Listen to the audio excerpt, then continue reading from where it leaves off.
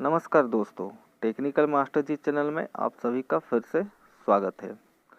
आज का वीडियो मैं आपके लिए लेकर आया हूँ होंडा शाइन SP मॉडल का जो डिजिटल मीटर होता है उसी के ऊपर, और ये उसका दूसरा भाग है। पहला भाग मैंने ऑलरेडी अपलोड किया हुआ है, आप चाहे तो देख सकते हैं। ये मीटर पूरा डेड था और किसी एक्सीडेंट के वजह से इसका जो ग्लास था वो फटा हुआ था। उसके वजह से अंदर पानी घुस के मीटर को डेड कर दिया था, मतलब मीटर चल नहीं रहा था। तो ये देखिए, ये उसका PCB है जो मैंने पहले भाग में साफ किया था, पूरा कीचड़ से भरा हुआ पड़ा था। तो इसमें हम देखेंगे क्या परेशानी है इसमें, मतलब PCB में क्या परेशानी है, और इसको सही करेंगे। तो वीडियो शुरू करने से पहले वीडियो को लाइक, चैनल को सब्सक्राइब और नोटिफिकेशन बटन दबाना ना भूलिएगा। तो चलिए वीडियो शुरू करते हैं।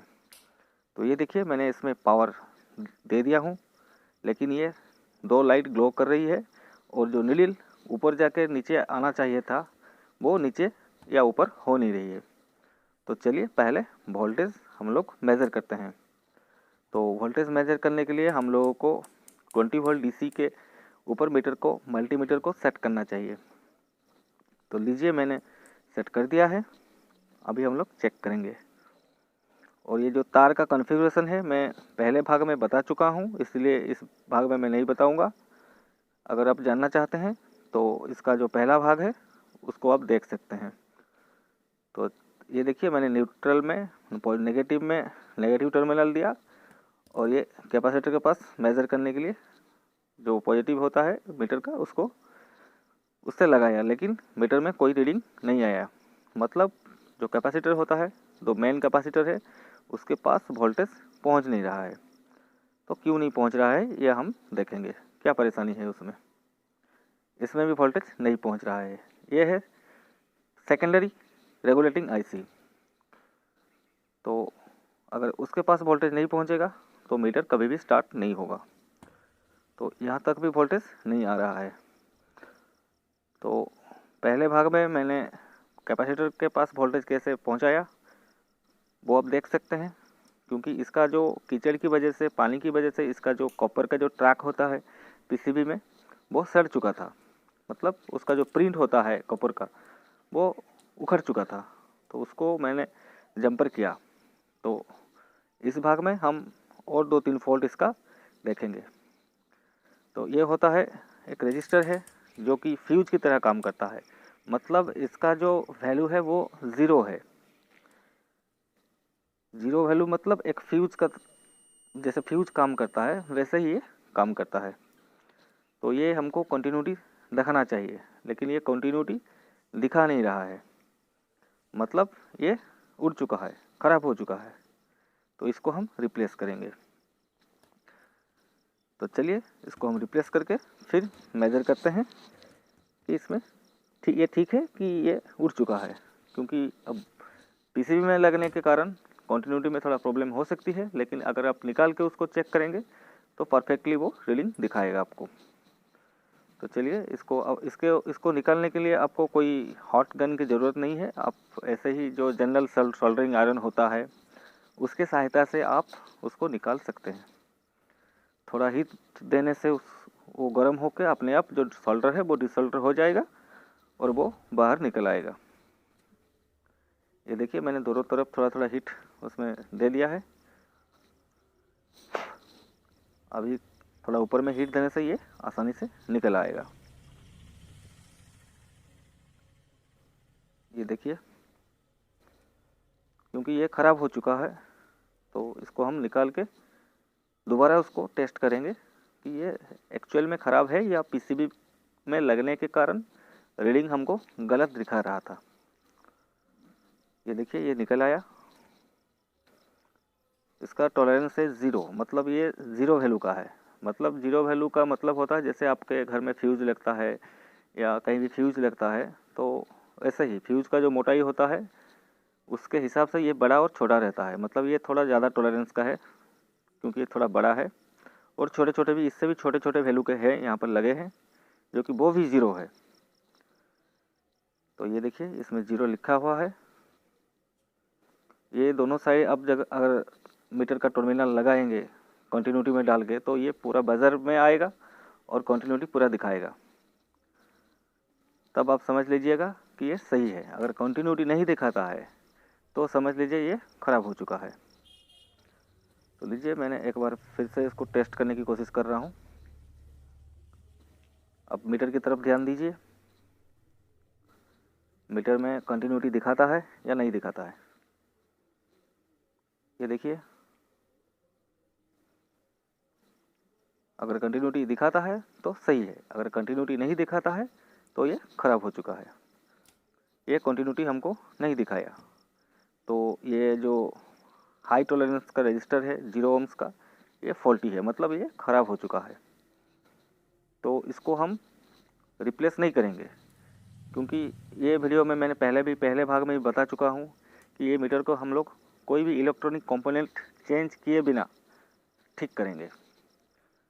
तो इसको भी हम चेक कर लेते हैं, क्योंकि ये भी उसी जगह बैठा हुआ था, उसी लाइन में था, उसी ट्रैक में था। तो अगर ये जलता है तो साथ में ये छोटा वाला भी ज़्यादातर जल जाता है। तो ये देखिए, ये भी कंटिन्यूटी नहीं दिखाया, और इसको थोड़ा हिट देने से ही ये बाहर निकल आता है, क्योंकि ये छोटा सा है, बहुत जल्दी ये हीट हो जाता है। तो ये देखिए, ये भी निकल आया।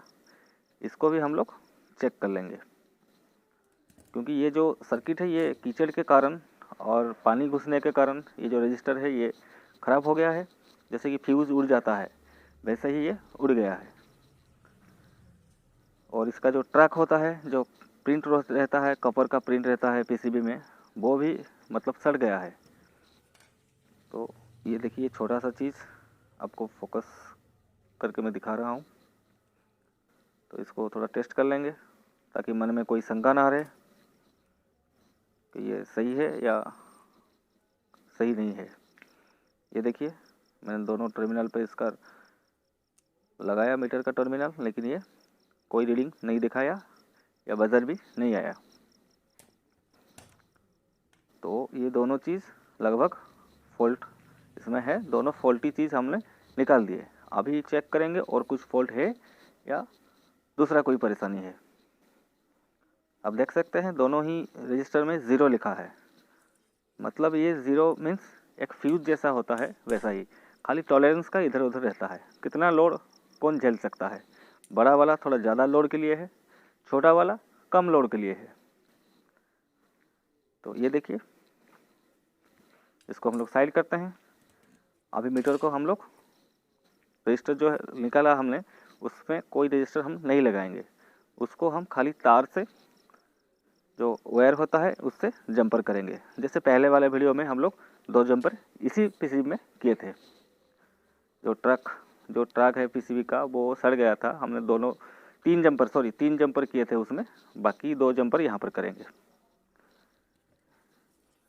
यहाँ पर भी 3 जंपर करेंगे, क्योंकि तीनों जगह में इसका जंपर करना पड़ेगा। 2 रजिस्टर के लिए है और एक है आपका जो सेकेंडरी जो रेगुलेटिंग आईसी है उसके लिए। उसका भी एक लेग के पास जो प्रिंट था वो सड़ चुका है। तो पहले हम इसको जंपर करते हैं, छोटे वाले को। वीडियो थोड़ा लंबा रहेगा क्योंकि डिटेल आपको बताना पड़ेगा मेरे को, नहीं तो आप समझ में नहीं पाएंगे। तो अब बने रहिए, पूरा वीडियो देखने की कोशिश कीजिए ताकि आपको पूरा जानकारी मिल सके। अगर तब भी मन में कोई शंका आपके है, आप बेझिझक मुझे कमेंट कर सकते हैं, मैं उसका जवाब देने का कोशिश जल्द ही जल्द करूँगा। तो ये देखिए, मैंने एक को लगा दिया है जंपर। अभी दूसरे वाले का जो बड़ा रजिस्टर हमने निकाला था, छोटे वाले रजिस्टर को हमने जंपर कर दिया है। अभी ये बड़े वाले को भी हम जंपर करेंगे। अगर कहीं भी 0 लिखा होगा किसी भी पीसीबी पे, अगर उसमें कंटिन्यूटी नहीं दिखाता है तो आप उसको बेझिझक जंपर कर सकते हैं। लेकिन जो वायर का गेज, मतलब वायर का जो मोटाई है उसको थोड़ा कम रखिए, जितना कम रखेंगे उतना बेहतर।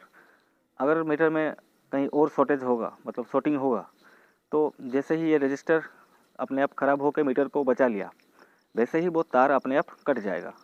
तो आपको मालूम पड़ जाएगा शॉर्टिंग कहीं और है।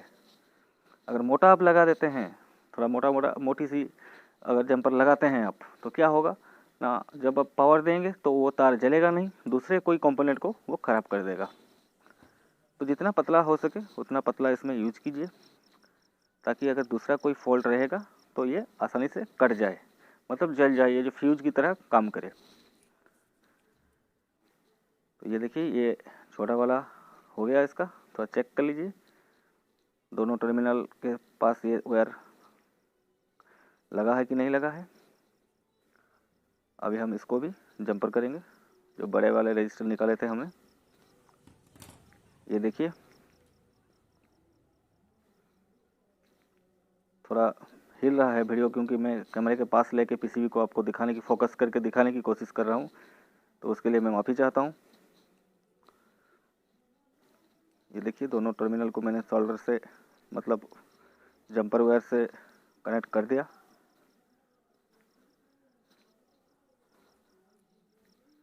और बाकी जो तार है उसको हम काट के निकाल लेंगे। एक बार फिर से चेक करके उसको अच्छी तरीके से सोल्डर लगा देते हैं, ताकि वो निकले नहीं तो गाड़ी चलने के टाइम पे अगर वीक होगा तो निकल जाएगा, बाद में फिर दिक्कत आ सकता है।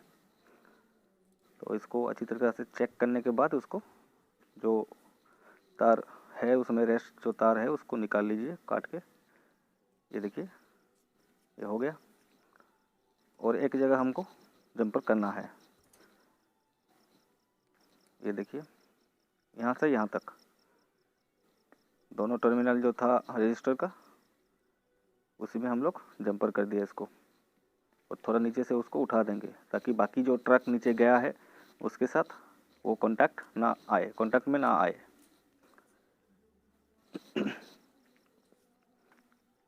अभी और एक बाकी है।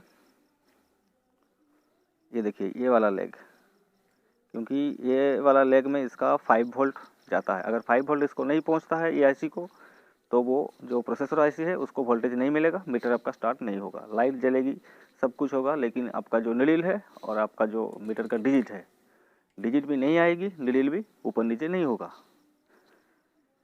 तो इसको भी हम थोड़ा जंपर करके सोल्डर करेंगे।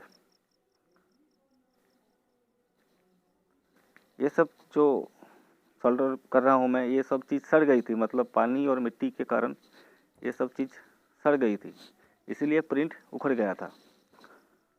तो अच्छी तरह से सफाई करने के बाद ये सब चीज़ सामने आया। ये देखिए, लगभग ये कंप्लीट हो चुका है। अभी हम लोग इसको थोड़ा चेक करेंगे, ताकि ठीक से लगा है कि नहीं लगा है। ये देखिए, क्योंकि अगर आप बिना चेक किए इसको पावर देंगे तो कोई दूसरा चीज़ ख़राब हो सकती है। तो उसको ठीक करने के बाद एक बार कंटिन्यूटी चेक कर लीजिए। ये देखिए, यहाँ पर कंटिन्यूटी आ गई, मतलब पावर जो आएगी तो यहाँ से होके ये आईसी को मिल सकती है। यहाँ पर भी कंटिन्यूटी दिखा रहा है, तो लगभग ये ठीक हो चुका है। अभी हम इसको डिस्प्ले लगा के फिट करके चालू करके देखेंगे ये ठीक हुआ है या नहीं हुआ है। तो चलिए एक बार नीडल लगा के टेस्ट कर लेते हैं, नीडल काम कर रही है कि नहीं कर रहा है। ये देखिए, नीडल पूरा काम कर रहा है, मतलब डिस्प्ले भी काम करेगा। तो चलिए डिस्प्ले लगा के एक बार टेस्ट करते हैं ये काम कर रहा है कि नहीं कर रहा है। फिर से मैं आपको दिखाने की कोशिश कर रहा हूँ कि ये नीडल काम कर रही है, इसका जो आरपीएम का नीडल है वो काम कर रही है। अभी मैं डिस्प्ले लगा के आपको दिखाऊंगा। तो पूरा कंसोल जो है उसको फिट करेंगे, उसके बाद लगा के आपको मैं दिखाने की कोशिश करूँगा कि ये रीडिंग कैसा आ रहा है, मतलब लेटर आ रहा है कि नहीं आ रहा है। लेकिन एक एक केस में क्या होता है, आपका नीडल काम कर रहा होगा लेकिन डिस्प्ले में कुछ नहीं आएगा, तो ऐसा भी हो सकता है। तो इसलिए मैं पूरा डिस्प्ले लगा के आपको दिखाऊंगा ये सही हुआ है कि नहीं हुआ है। तो पहले इसका जो डिफ्यूज़र है उसको फिट करेंगे, उसके बाद ये डिस्प्ले, इसमें पूरा कीचड़ भरा हुआ था। अब पहले वाले वीडियो जो इसका पहला भाग है, आप देख सकते हैं कैसे हालत में ये था। और अभी कैसा दिख रहा है। तो आप उस वीडियो को भी देखने की मैं आपसे गुजारिश करूंगा, क्योंकि उसमें भी इसका जो आधा नॉलेज उसी में ही है। क्योंकि ये दूसरा भाग है तो आपको मतलब बीच में से जानकारी मिलेगी। अगर आप वो पहला भाग देखेंगे तो आपको पूरा जानकारी मिलेगी। तो ये है इसका होल्डर जो इसको पूरा फिक्स करके रखता है ताकि जार्क में ये नहीं उखड़े या नहीं निकले। तो इसको भी फिट करते हैं और बहुत आसान है, ये सब मीटर को रिपेयर करना बहुत आसान है। इसमें ज़्यादा कॉम्पोनेंट होता ही नहीं है और खोलने के और फिट करने के लिए ज़्यादा टाइम भी नहीं लगता है।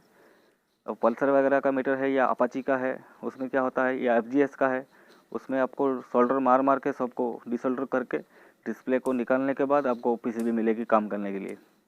इसमें क्या होता है, क्लैंप के सहायता से कंपनी ने उसको बिठा के रखा है। आप क्लैंप खोलिए, 1 या 2 बोल्ट खोलिए, बस पूरा PCB और डिस्प्ले अलग हो जाएगा आसानी से।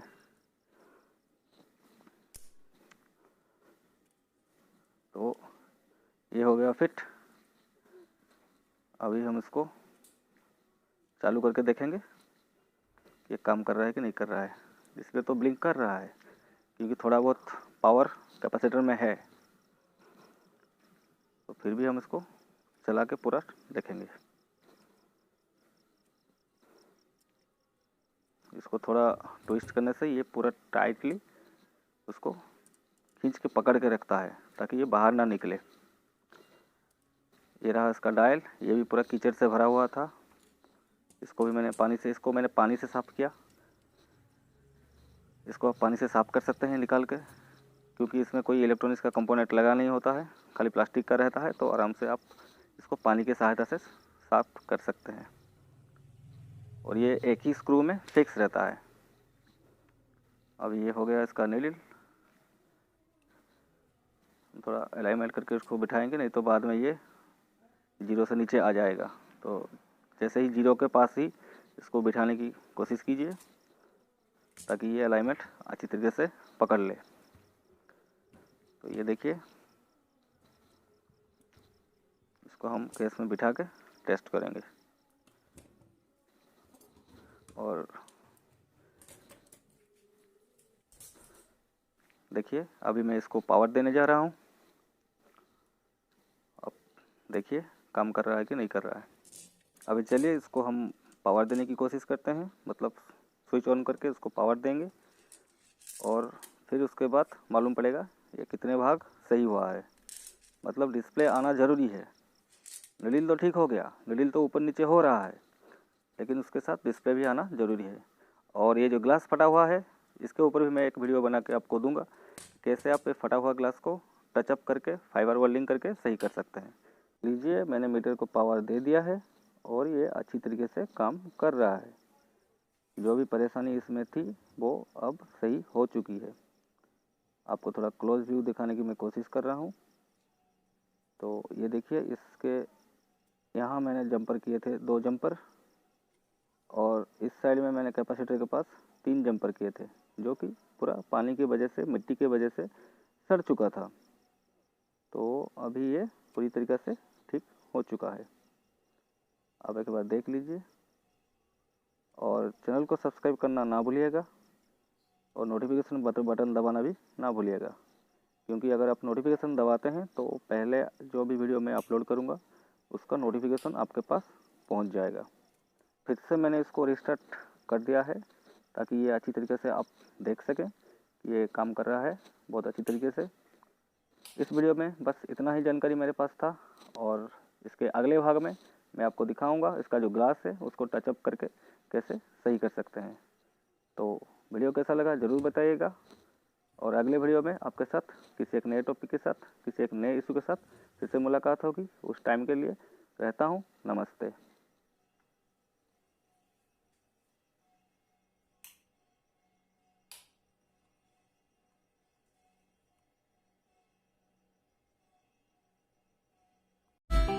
Thanks for watching. A like would be appreciated. And don't forget to subscribe.